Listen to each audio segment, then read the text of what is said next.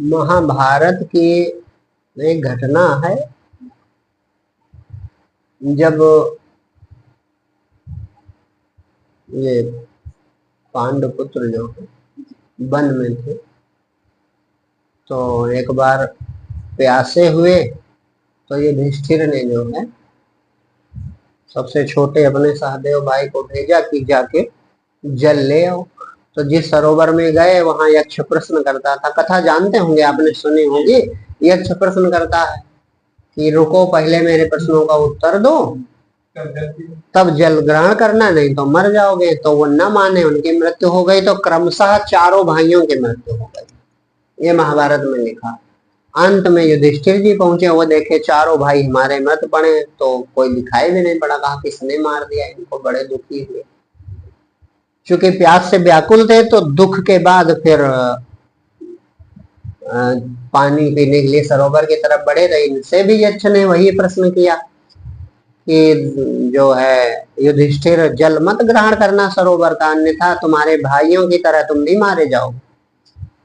आप कौन है, आपने मेरे भाइयों को मारा? तो कहा हाँ, इसीलिए क्योंकि इन्होंने मेरे प्रश्नों का उत्तर नहीं दिया, तो इसलिए आप अगर मेरे प्रश्नों का उत्तर देंगे तभी जल ग्रहण कर सकते हैं, अन्यथा भाइयों की तरह तुम्हारी भी मृत्यु हो जाएगी।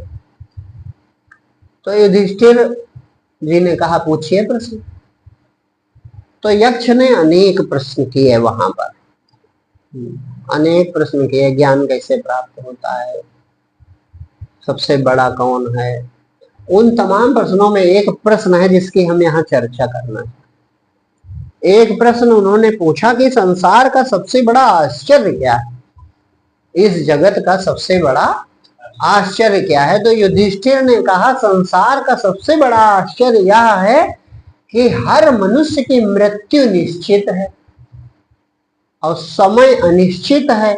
ये मृत्यु का बड़ा भयानक रूप, आप कल्पना करो उस घटना के साथ इस समय सोचो। मान लो जज जो है किसी को मृत्यु दंड फांसी दे दे और डेट ना बतावे, जब जेलर पूछे कि कब करना है तो कहे चाहे जब दे दो, तो वो पल पल मरेगा कि नहीं मरेगा?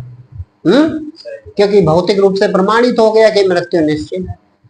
तो युधिष्ठिर ने कहा ये बड़ी अद्भुत बात है कि मृत्यु निश्चित है, समय अनिश्चित है, किंतु फिर भी कोई मृत्यु से भयभीत नहीं दिखता। ये जगत का बहुत बड़ा आश्चर्य है कि नहीं है? अगर मृत्यु को हम अपने सामने रखें तो फिर हम भगवान को ही भजेंगे और दूसरा काम कर नहीं सकते।